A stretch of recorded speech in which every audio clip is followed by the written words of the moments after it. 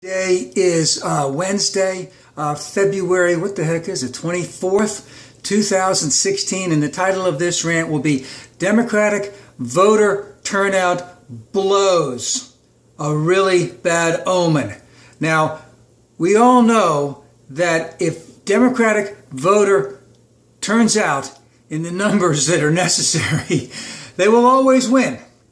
The problem is it doesn't happen well, and it only happens in the presidential election year. So in 2010, the Democrats got their asses kicked, and because of that, not only did the House of Representatives and the Senate go back to Republican hands, I don't know, did it go back in 2010? I think it did. But they were able to gerrymander, because it was the census year, to gerrymander and rig a lot of the states so the Republicans, even though there would be more people voting Democratic, that there would be a majority of Republicans, especially in the House of Representatives, till 2020. And of course, didn't learn anything in 2014. Democratic turnout stunk, and of course, they got their asses kicked again. Now, we're only into this election cycle a little bit. But if we compare the voter turnout to the turnout in 2008, it stinks. It stinks royally. It stinks. I mean, what my mother used to say, it stinks to high heaven. So the Iowa turnout, 25% less. The New Hampshire turnout, 13% less. And the Nevada turnout, 33% less. Now, Bernie, I'm going to go after both of them. Neither have been able to turn it out, but Bernie has been basically the one that has clearly indicated that he is going to have a revolution, that people are going to see that his way really is good, and he will have a huge turnout. And when he goes and he speaks in Nevada, in New Hampshire, in Iowa, in all these places, he gets all of these people really riled up. He has huge turnouts. But that turnout has not shown itself to be increasing the number of voters in these primaries and caucuses so far. And then Bernie has even indicated that he is disappointed with this. And now what Bernie's people are basically saying, well, 2008 was an outlier. Of course, there was no 2012 because Obama had no competition. But strikingly, 2008 and 2016 are not really an outlier at all, because 2008 you had Bush, who sucked. So it was Obama versus Bush. And guess what? People were ready for that change, especially on the Democratic side. But if Bernie's people are all believing every single thing that he's saying, because basically he has been implicitly cutting down the policies of Obama for the last 8 years. So in some ways, it should pretty much be the same.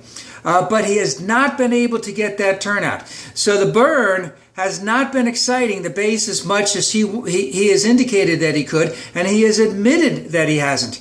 And it doesn't bode well for Hillary either, because obviously in the election itself, you would like to think that there would be more people from Iowa, more people from New Hampshire, more people from Nevada.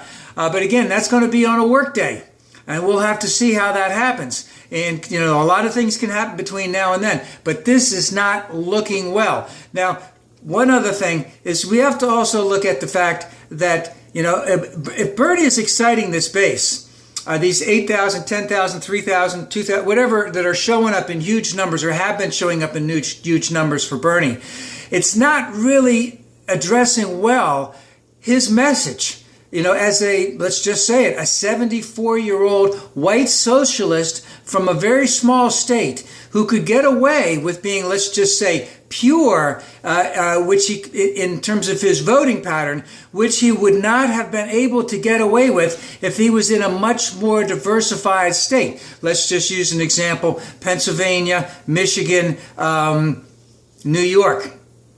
Does not bode well for Bernie. But again, you know, primaries are coming up, and right now the voter turnout for the Democrats is not good. When at the same time, in contrasting, the GOP turnout has been very good.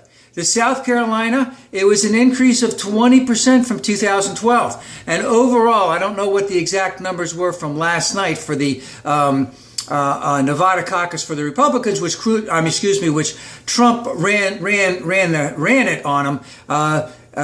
That overall for South Carolina and Iowa and New Hampshire, the GOP total is up 24%. So whoever the nominee is on the Democratic side has to get out their base and has to get their base excited. Because remember, the Republicans have been exciting their base for the last 8 years. They've been trashing Obama. So what the contrast from 2008 and 2016 was that in 2008, the Democrats hated Bush. And in 2016, the Republicans hate Obama. And they've been marginalizing him. They've been trashing him. They've been obstructing him since day one. And of course, that base, is really, they always come out. They're excited. They love to hate, so to speak. And they will vote in their high numbers. And the only way that can we can go against that is to get that Democratic base just as excited as that Republican base. And just one other thing is